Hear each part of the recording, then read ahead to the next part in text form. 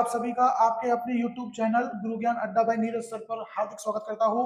जो आप लगातार अपना प्यार दिखा रहे हैं इस चैनल पर, उसके लिए आप सभी को हमारे चैनल की ओर से बहुत बहुत धन्यवाद।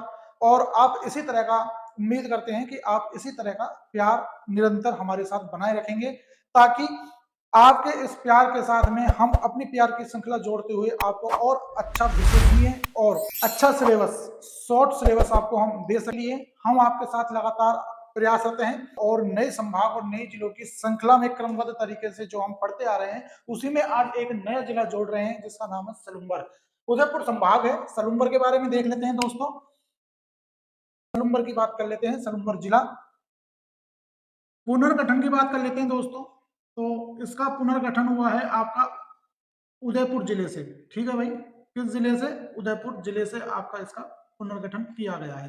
पहली बात, मुख्यालय भाई आपका जो इसका मुख्यालय रहेगा, यानी कि जिला हेडक्वार्टर रहेगा, वो आपका सलुम्बर ही रहेगा।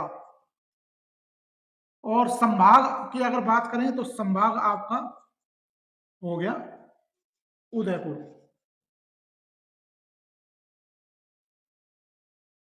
एक ट्रिक से आप इसके सीमा याद रख सकते हैं, क्योंकि हमारा जो ये सिलेबस चल रहा है ये ट्रिक के आधार पर चल रहा है, तो इसकी भी एक मैंने ट्रिक बनाकर आपको बताने की कोशिश की है। अच्छी ट्रिक है, याद रखेंगे, ज्यादा कंफ्यूज होने की जरूरत नहीं है। तो इसकी है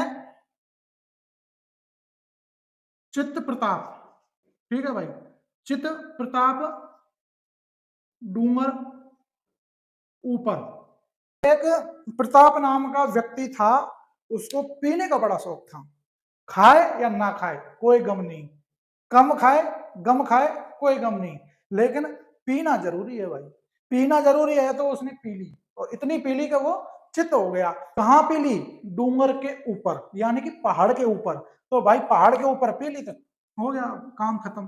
तो इसकी सीमाएं देख लेते हैं फटाफट से।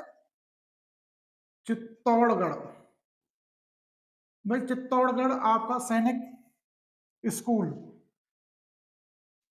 प्रतापगढ़, डूंगरपुर,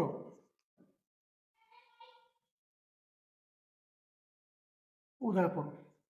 ठीक है भाई, ये आपके इसमें 4 जिलों से ये क्या बनाता है? आपकी सीमा बनाता है भाई, 4 जिलों से। ठीक है भाई, कितने जिलों से?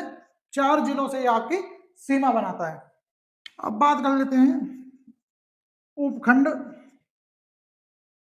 व तहसील कि भाई इसमें कितनी तहसील और उपखंड जुड़े हैं। इसकी एक ट्रिक बनाई है, इसकी भी मैंने।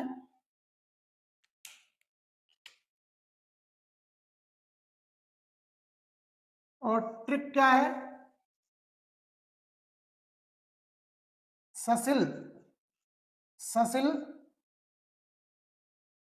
सज।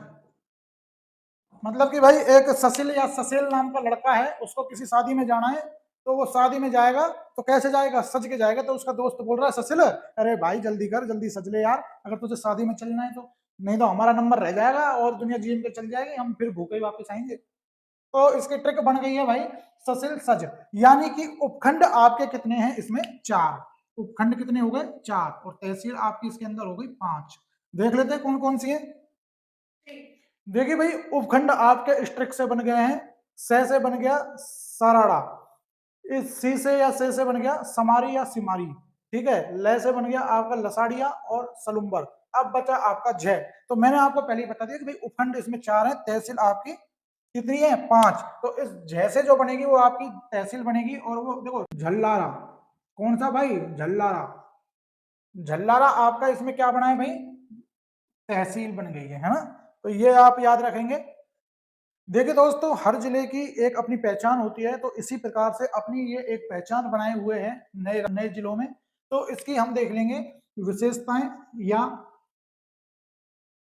विशेषता, या क्या मशहूर है। ठीक है भाई, यहां से क्या मशहूर है। तो पहला नंबर, मां हाड़ा रानी की स्थली या भूमि है। और आपको पता होगा कि राजस्थान में मुख्यतया वीरांगनाओं का बहुत नाम है, यानी कि वीरांगनाओं की धरती कहलाती है। राजपूत क्षत्रिय या कहें वीरों की धरती तो ये है ही, साथ में वीरांगना छत्राणियों की भी ये भूमि है। यहाँ पर पन्ना राय जैसी, हाड़ा रानी जैसी, या फिर कहें रूठी रानी जैसी महिलाएं यहाँ पर मतलब इतिहास में देखने को मिलती है। राजस्थान का इतिहास अपने आप में एक मशहूर इतिहास है, और यहाँ पर पुरुष ही नहीं बल्कि महिलाएं भी प्रसिद्धि लिए हुए हैं। ठीक है, उन्हीं प्रसिद्ध महिलाओं में से एक है माँ हाड़ा रानी। ठीक है भाई, देखो इनका असली नाम क्या है, Saleh Saleh Kanwar, Saleh Kanwar. ठीक है भाई, अब ये थी कौन सलेह कंवर, तो भाई ये एक हांडा चौहान राजपूत शासक थे भाई। ठीक है, उनका नाम था संग्राम सिंह, संग्राम सिंह। उनकी ये थी बेटी। ठीक है, इनकी क्या थी भाई, बेटी। पत्नी किनकी थी, पत्नी थी ये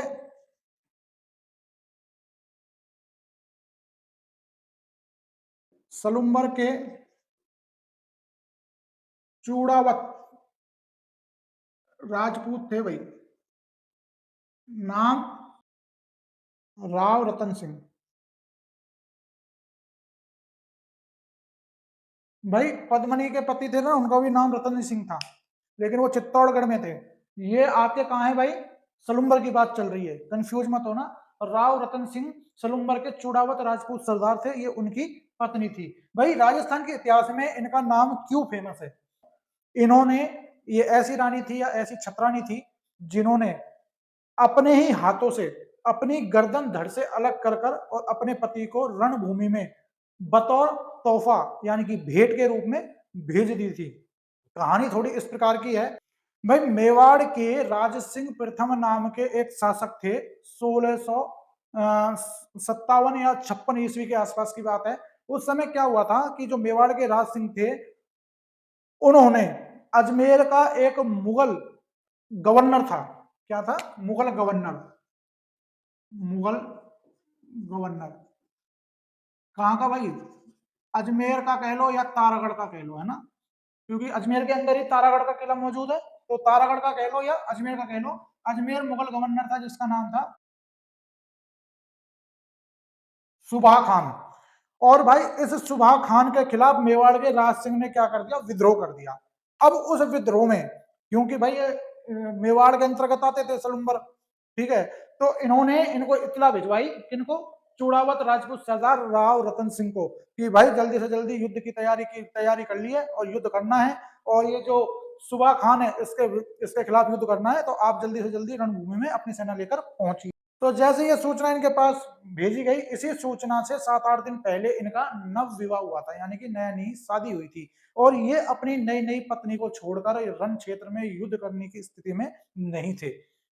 लेकिन भाई जैसे ही जब ये बात रानी को पता लगी, तो उन्होंने इनका उत्साहवर्धन, यानी कि जब ये बात सलेह कंवर जी को पता लगी, तो उन्होंने इन राजा का उत्साहवर्धन किया, और उन्होंने कहा कि भाई आप युद्ध के लिए जाइए और विजय होके आइए, मैं तो आपकी नई नई दुल्हन आपका इंतजार इसी महल में करूंगी, और आप बेफिक्र होके जाइए और दुश्मन की गर्दन काट कर लाइए, और फिर बाद में देखेंगे जो भी होगा। ठीक है, तो इनका मन नहीं था। अब भाई ये जैसे तैसे रानी के कहने से चले गए। क्या किया कि भाई इन्होंने एक इतला भिजवाई, जब ये युद्ध में चले गए थे तो एक इतला भिजवाई वहां से कि भाई आपकी बड़ी याद आ रही है। ठीक है, एक सैनिक के द्वारा इतला भिजवाई कि भाई मुझे आपकी बड़ी याद आ रही है, युद्ध तो मैं लड़ रहा हूँ लेकिन दिमाग मेरा वहां है और तन मेरा यहाँ है, दिमाग आपके पास है और तन मेरा युद्ध भूमि में, तो दोनों तरीके से मैं युद्ध भूमि में नहीं हूँ। तो उसी क्षण सलेह कंवर ने कुछ सोचा या समझा नहीं, और इस महान देवी ने क्या किया कि इनका पति युद्ध क्षेत्र में अपना पूरा फोकस लगा सके, दुश्मन को धूल चटा सके, इसलिए इन्होंने अपनी तुरंत तलवार से गर्दन काट कर और अपने जो सैनिक सूचना लेकर आया था उसको दे दिया, और उससे कह दिया कि ये ले जाओ और इसको ले जाकर मेरे पति को दे देना ताकि वो युद्ध जीत सके। और भाई तुरंत उनका वो सैनिक, उनकी जो शेष था, उनकी गर्दन थी, उनको लेकर महाराज के पास रणभूमि में गया, और वहां जाकर उन्होंने उनको बताया। तो इसलिए इस घटना के लिए ये राजस्थान के इतिहास के पन्नों में दर्ज हो गई हैं, जिनका नाम था माँ हाड़ा रानी।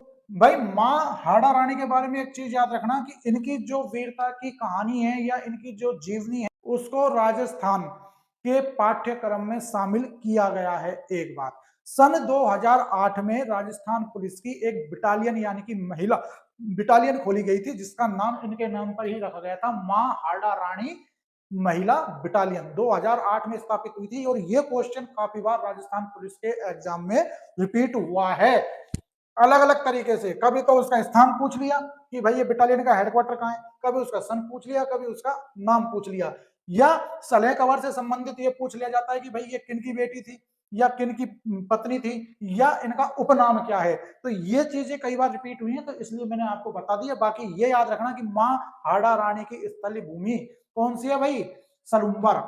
राजस्थान पुलिस हाड़ा रानी महिला बटालियन 2008 नरेली में इसका हेडक्वार्टर है भाई, नरेली। और ये जो नरेली है ना आपका भाई, ये अजमेर में है, ठीक है, अजमेर के अंदर है। ये चीज आप इनके बारे में याद रखना। इनके नाम से भाई एक हाड़ा रानी बावड़ी, हाड़ा बावड़ी है, एक बावड़ी जो जलाशय होता है ना, हाड़ा बावड़ी जैसे चांद बावड़ी है, तो ऐसे ही भाई कुछ भाई एक बावड़ी है हाड़ा बावड़ी, वो याद रखना। टोडा रायसिंह के अंदर है भाई, और वो टोंक जिले में है, ठीक है। टोडा रायसिंह टोंक जिले के अंदर वो स्थित है। और ऐसी ही कुछ बावड़ी मैं आपको बता देता हूँ, जैसे कि चांद बावड़ी है आपकी, ठीक है। भारत के नोट पर जो बावड़ी छपी हुई है गुजरात की भाई, वो भी एक जलाशय है, बावड़ी है, तो उसका भी याद रखना। इसी के साथ में भाई दौसा की आभानेरी बावड़ी, ये भी याद रखना, ये भी काफी बार पूछा जाता है। तो कुछ बावड़ियां हैं, तो ये बावड़ी लिख लीजिए, ये मोस्ट है, हाड़ा बावड़ी। ये कहाँ है भाई आपकी, टोडा राय सिंह, टोडा राय सिंह आपकी भाई एक चांद बावड़ी है, ठीक है। आभानेरी, आप क्योंकि राजस्थान पढ़ रहे हैं तो राजस्थान के दौसा जिले में ये स्थित है, तो ये भी इंपॉर्टेंट हो जाती है। आवानेरी काफी बार रिपीट हुआ है कई एग्जामों में। इसके अलावा यहाँ पे और क्या चीज प्रसिद्ध है, अंतर्वर्ती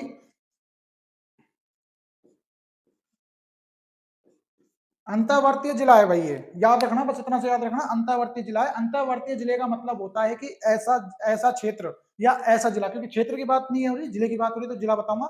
ऐसा जिला जिसका जो सीमा है, जिसके बॉर्डर है, वो किसी भी राज्य से, दूसरे राज्य से या किसी अंतरराष्ट्रीय सीमा को नहीं बनाते हैं। कहने का मतलब इसकी जो सीमा है वो राज्य के अंदर ही जिलों में लगती हैं, इसलिए ये क्या है, अंतर्वर्ती जिला बोला गया है। अगला है लसाड़िया पठार। भाई ये लसाड़िया पठार अब क्या है कि सलुम्बर में आ गया है। पहले ये उदयपुर में पढ़ने को मिलता था, लेकिन अब भूगोल जो है राजस्थान का वो बदल चुका है, तो सलुम्बर में आ गया है। ये क्यों फेमस है, क्योंकि ये भाई खंडित या विक्षेपित पठार है, ठीक है, ये खंडित पठार है।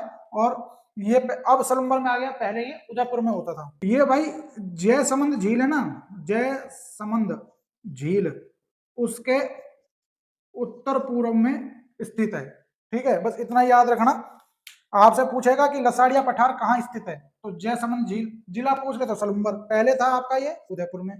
भाई पठारों की बात हो रही है, मेरे क्वेश्चन ध्यान आ रहा है आपको, राजस्थान से संबंधित मैं 3 पठारों के नाम बता देता हूँ। राजस्थान का पहला पठार जो है वो उरिया का पठार, ठीक है, राजस्थान का सबसे ऊंचा पठार, राजस्थान का सबसे ऊंचा पठार, ठीक है भाई, क्या नाम है, उरिया पठार।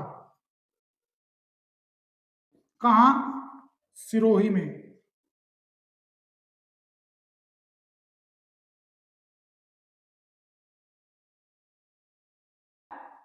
सिरोही में है भाई, 1360 मीटर ऊंचा है, ये याद रखना। राजस्थान की ही बात चल रही है, तो भाई राजस्थान का दूसरा सबसे ऊंचा पठार, ठीक है, राजस्थान का दूसरा सबसे ऊंचा पठार आपका आबू पठार, ये भी आपका सिरोही के अंदर स्थित है, और इसकी जो कुल ऊंचाई है वो 1200 मीटर है। इसके बाद में तीसरा राजस्थान का सबसे ऊंचा पठार, ठीक है भाई, कौन सा तीसरा, तो तीसरा आपका है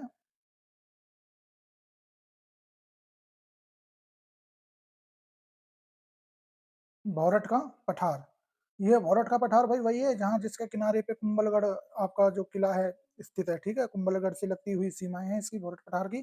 और ये 1225 उदयपुर के अंदर स्थित है, और 1225 मीटर ये ऊंचा है। ये थे आपके राजस्थान के 3 पठार, पहला सबसे ऊंचा, दूसरा सबसे ऊंचा और तीसरा। तो याद रखना, दो तो आपके सिरोल में ही है, पहला, दूसरा और तीसरा आपका उदयपुर में है, और लसाड़िया पठार भी आपका उदयपुर में है। लसाड़िया पठार की जो ऊंचाई है वो 607 मीटर से 260 मीटर तक ऊंची है। और इसके अलावा भारत का यदि आपसे पूछ लिया जाए कि भारत का सबसे ऊंचा पठार कौन सा है, तो भाई याद रखना 3000 मीटर की ऊंचाई के साथ लद्दाख का पठार भारत का सबसे ऊंचा पठार है, जिसकी 8 राज्य, ये जो 8 राज्यों में फैला हुआ है।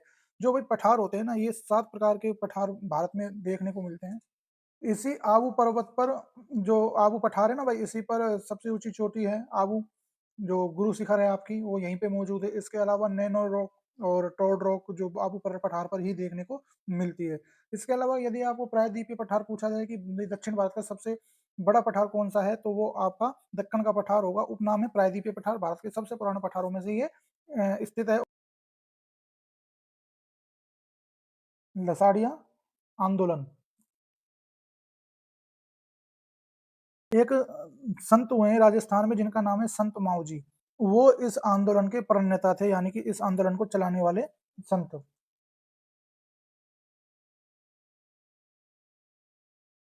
भाई ये आंदोलन किया क्यों गया कि मेवाड़ बागड़ और मेवाड़ बागड़ और आसपास के क्षेत्रों में भीलों में सामाजिक सुधार के लिए ये चलाया गया।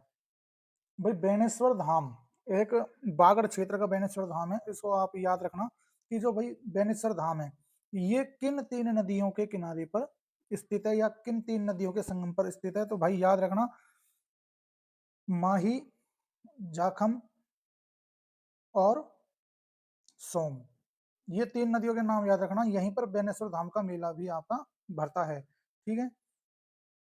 संत मावजी महाराज की ये स्थली है, तपोभूमि है, और बेनेश्वर धाम का प्रमुख मेला यहाँ पर भरता है। राजस्थान के प्रमुख मेलों में से एक बेनेश्वर धाम मेला आता है।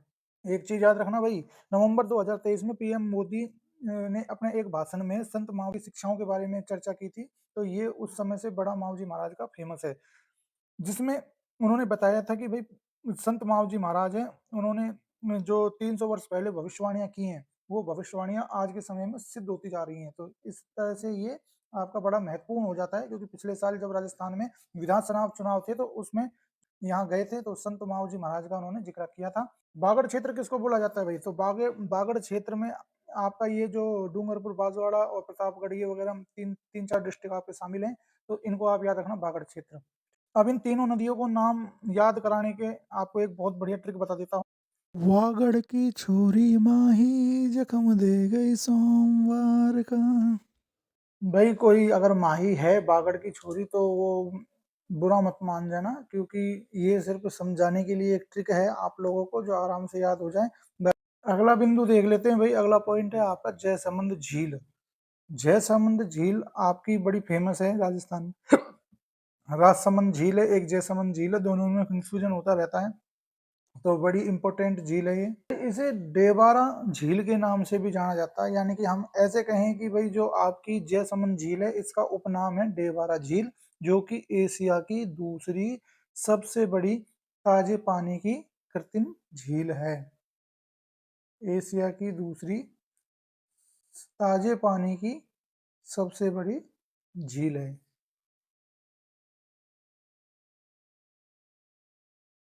तो भाई आप कमेंट करके बताना, ताजे पानी की झील, कृत्रिम झील, आप कमेंट करके बताओ कि भारत की सबसे बड़ी या पहली ताजे पानी की कृत्रिम झील कौन सी। यहीं पर रूठी रानी का महल भी आपका स्थित है। याद रखना, इसका निर्माण है ना, इसका निर्माण 1685 में यहाँ के राजा जयसिंह कराया था।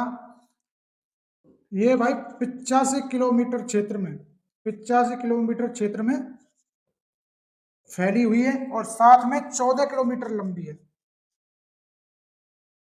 ये याद रखना।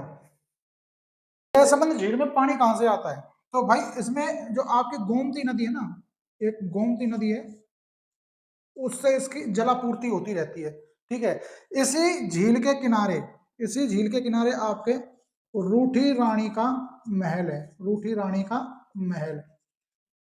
भाई मैंने अभी थोड़ी देर पहले चर्चा करी थी ना, हाड़ा रानी पढ़ा रहा था रूठी रानी का महल, तो ये वही रूठी रानी है और इनका नाम उमादे भटियाणी था। ठीक है भाई। अब ये जो उमादे भटियाणी थी ना भाई, ये जैसलमेर के रावल लूणकरण सर की तो बेटी थी और जोधपुर के राजा राव मालदेव की पत्नी थी भाई। ये इतिहास में बड़ी फेमस है। इतिहास में क्यों फेमस है? राजस्थान के इतिहास में रूठी रानी के नाम से इनको जाना जाता है। हुआ क्या था भाई, जब इनका और जोधपुर के जो महाराज थे ना मालदेव, जब उनका विवाह हुआ था, तो विवाह यानी कि सुहाग रात वाले दिन ही क्या हुआ भाई, मालदेव थे ना राजा, ये अपनी एक नौकरानी के साथ में, आप समझ गए, तो इन्होंने उसको देख लिया, तो उसी दिन से ये उनसे रूठ गई और इतिहास में रूठी रानी के नाम से ये फेमस हो गई। यहां तक बताया जाता है भाई कि इन्होंने अपना पूरा जीवन, ठीक है, इन्होंने अपना पूरा जीवन है ना भाई अजमेर के तारागढ़ जिले में निकाला है। इतना रूठ गई थी और वो जीवन भर मनाते रहे मालदेव, मालदेव जीवन भर मनाते रहे, मान जाओ देवी गलती हो गई। इन्होंने कहा हो गई गलती तो भाई ठीक है, करो गलती। तो वो वाली गलती थी। आजकल क्या होता है, आजकल क्या होता है, अरे भाई तू जा, दूसरा तैयार है, वागड़ हंसने की की बातें हैं। छोरी तो रूठी रानी के माही नाम से ये जख्म दे फेमस है गए आपके, ठीक है। सोमवार तो का। इम्पोर्टेंट था इसलिए आपको रूठी रानी की थोड़ी सी बात बता दी। तो ये जो लूणकरण रावण लूणकरण थे उनकी बेटी थी, जो कि जैसलमेर के रावल थे, और जोधपुर के जो राजा थे राव मालदेव, उनसे इनकी शादी हुई थी। तो ये आप मोटा मोटा याद रखना। तो रूठी रानी है ना, ये भाई पूछी जाती है, रिपीट होती है काफी बार अलग अलग तरीके से। तो इसलिए मैंने आपको, क्योंकि चैप्टर में भी है जयसमंद झील के किनारे इनका महल है, तो इस वजह से भी मैंने आपको बता दिया। 1687 में भाई, 1687 ईस्वी में इस महल का निर्माण उदयपुर के राजा जयसिंह के द्वारा करवाया गया। ठीक है, तो 1687 से 92 तक है, 4 साल लगे थे, लेकिन ज्यादातर यही पूछा जाता है, तो उसमें क्या है कि ये नहीं दिया जाता कि 87 से 52 नहीं दिया जाता, बस यही सन दिया जाता है। और इसके अपोजिट में 3 ऑप्शन में और होते हैं, तो 1687 से राइट आंसर होगा। कंफ्यूज होने की जरूरत नहीं है। छठे पॉइंट को देख लेते, छठा पॉइंट आपका क्या बनता है भाई, तो छठा पॉइंट आपका मैं यहाँ ले लेता हूँ, सराड़ा जेल। भाई ये जेल है ना भाई, राजस्थान की सबसे पुरानी और लोकप्रिय जेलों में से एक है। इसे मेवाड़ का काला पानी जेल भी बोला जाता है भाई, याद रखना। इसी सराड़ा जेल को क्या बोला जाता है, मेवाड़ का काला पानी। सराड़ा आपका उपखंड है, इसी सराड़ा उपखंड में भाई आपके एक जनजाति मिलती है, कथोड़ी जनजाति। ये भाई जनजाति बड़ी फेमस है, जो पान पे आप लाल लाल कत्था खाते हो ना, खाई के पान बनारस वाला, और जो उसका लाल रंग आता है, उस लाल रंग को यही बनाते हैं भाई। मतलब कि जो कथोड़े जनजाति है ना भाई, ये पूरे विश्व में कत्था बनाने के लिए फेमस है। पान का कत्था लाल लाल लगता है जो उस पे कत्था, ठीक है, तो उसके लिए फेमस है। तो सराड़ा जेल से आप ले लीजिए भूरे लाल बया। भाई भूरे लाल बया थे ना, इनको इस जेल में कैद कर कर रखा गया था। ये स्वतंत्रता सेनानी थे। ये क्वेश्चन पूछा गया है कि भाई किस स्वतंत्रता सेनानी को सराड़ा जेल में आजीवन कारावास रखा गया था, तो भूरेलाल बयां।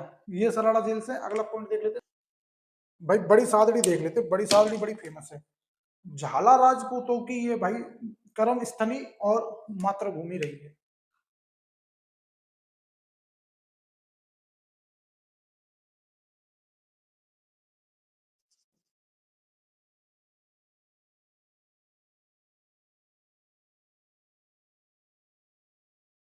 ठीक है भाई, कर्म स्थली और मातृभूमि रही है झाला राजाओं की। मेवाड़ राजवंश, उसका एक ठिकाना था भाई, ये कौन सा, बड़ी सादड़ी।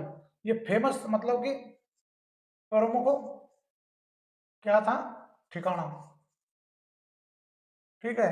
और झाला अज्जा का नाम सुना होगा आपने, 1527 में जब युद्ध हुआ था ना खानवा का हुमायूं और राणा सांगा के बीच में, तो भाई ये झाला अज्जा वो व्यक्ति थे जिन्होंने राणा सांगा को घायल होने के बाद में उस युद्ध से बाहर सकुशल निकाल लिया था, और उनकी जगह अपने प्राणों की आहुति इन्होंने दे दी थी। यानी कि उनके झाला अज्जा थे ना, ये सेनापति थे। ऐसा ही एक नाम आता है भाई, याद रखना, झाला अज्जा।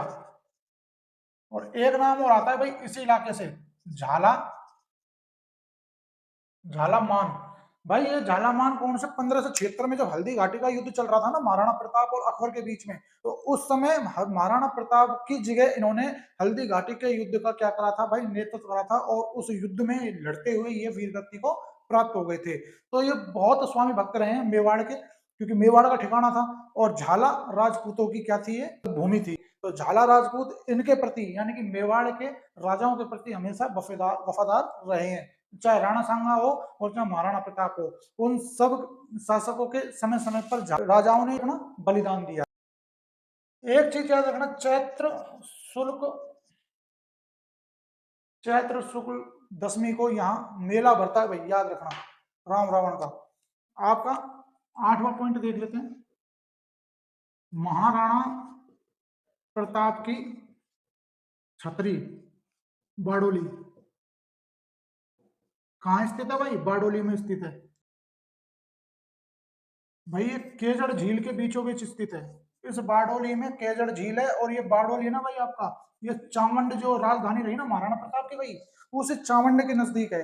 केजड़ झील के बीचों बीच में महाराणा प्रताप की 8 खंभों पर बनी हुई छतरी स्थित है, बस इतना याद रखना। बाकी नवा देख लेते हैं, नवा क्या है, सोनार माता का आंगन यानी कि मंदिर कहाँ स्थित है भाई, सलुम्बर के अंदर, मैन सलुम्बर में स्थित है। सोनार शहर के उत्तर पूर्व में अरावली की पर्वतमालाओं पर यह मंदिर बना हुआ है। इस मंदिर को राजस्थान की वैष्णो देवी या सलुम्बर की वैष्णो देवी के नाम से भी जाना जाता है, जो कि 10वीं शताब्दी में निर्मित हुआ मंदिर है। ठीक है, यानी कि 10वीं शताब्दी में ये मंदिर बना था। नवा पॉइंट 10वां देख लेते हैं, चावंड जो है ना ये भी आपकी यही आती है, महाराणा प्रताप की निर्वाण स्थली बोला जाता है, यानी कि यहीं पर अंतिम सांस महाराणा प्रताप ने ली थी। और इसको याद रखना कि भाई मेवाड़ की अंतिम राजधानी ये रही है, ठीक है, अंतिम राजधानी थी भाई ये मेवाड़ की। इसके बाद में 10वां देख लेते हैं, जावर, यहीं पर आपकी जिंक और लेड के लिए फेमस हिंदुस्तान की जावर खान स्थित है, यानी कि जस्ता यहाँ से आपका पैदा होता है और ये आपका पहले उदयपुर में आता था जो अब सलुम्बर में आ गया है। ये याद रखें, जावर के खानों का खनन और शोधन कार्य एक निजी कंपनी है हिंदुस्तान जिंक, वो यहाँ पर जावर के खानों से खनन और शोधन का काम करती है। ये एक निजी क्षेत्र की कंपनी है, ये याद रखना। ये पूरा मैंने आपको सलुम्बर बताया है, मेन टॉपिक आपको बताए हैं, कवर किए हैं। अपने दोस्तों में शेयर करें, कमेंट भी जरूर किया करें भाई, कमेंट की बड़ी कमी है, कमेंट जरूर किया करें। कमेंट आपका करना हमारे लिए एक डोज का काम करता है।